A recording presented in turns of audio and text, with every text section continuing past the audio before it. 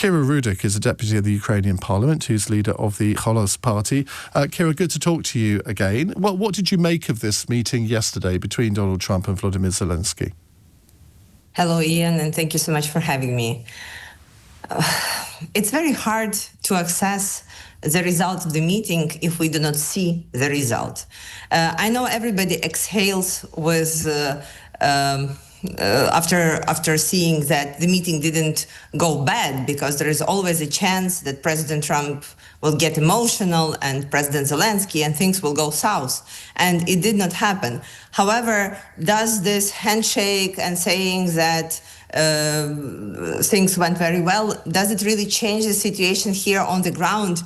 Does it really do anything to people here in Ukraine who are without electricity, without running water, without heating? The short answer is no.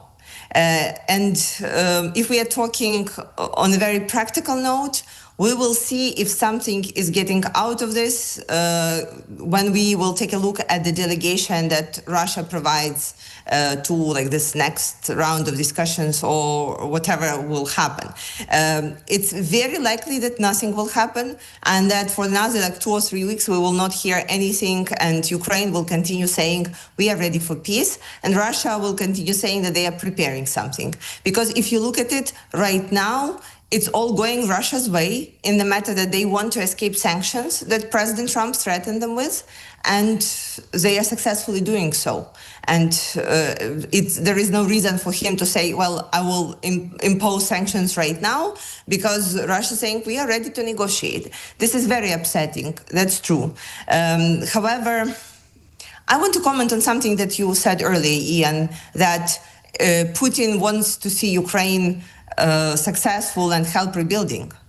I see a reality where this is true. Can I make clear, I did not say that. Donald Trump said that. Donald Trump said, okay, yes. Well, I see a reality where this may be true, because Russia never gave up on a plan to politically take over Ukraine. And this is why the elections is so important to them and so important to President Trump. They are not so important to people here on the ground, but for some reason, external forces are pushing Ukraine to have elections even in such a hard time. And Putin already announced that they have 5 to 10 million people with Ukrainian passports on Russian territory, which cannot be true, but is showing you that they obviously have a plan to interact with Ukraine's elections, if they will happen, and to put additional pressure to that, to have a political presence here, and then perhaps to have a pro-Russian candidate at some level. And at that point, we will go back to 2014. And in this world, Putin will be interested in Russia-controlled Ukraine to be successful, because it will be, again, part of Russian empire. And why doesn't Donald Trump understand that? Perhaps he does understand. I think we are very centered on Ukraine, and we should be, and Europe should be. But President Trump was very clear that his attention is to fight China. He's still in the illusion that you can drag Russia out of China, away from China, and weaken China this way. We do not believe that may happen. President Trump may have a different opinion. I think Putin promised them collaboration in Arctics, trying to figure out ways to get additional rare earth minerals that Russia possesses. There could be different things. But the truth is that we cannot say that President Trump is on Ukraine's side. He's trying to be a mediator, a negotiator. However, without additional pressure on Russia, I do not think that anything positive for Ukraine is possible here. This phrase, a just peace, everybody's going to have a different view on what that should mean.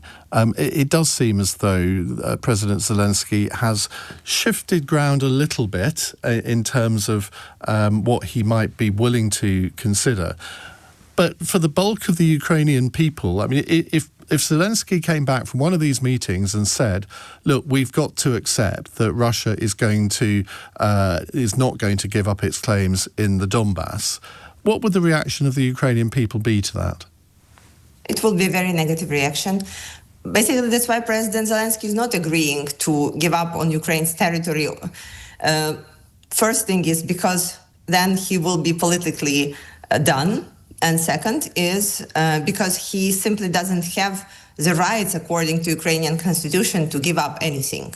And so his agreeing to that will mean nothing. This is why we have heard all these questions about referenda and conducting it and then making changes, etc. It's very worrying for all of us that these discussions like this are being held, because it's very obvious that Ukrainian people wouldn't accept it. Kira, it's always a pleasure. I'm going to wish you a happy new year. I hope 2026 will be the year that finally this war comes to an end and that Ukraine can justifiably claim to have won it.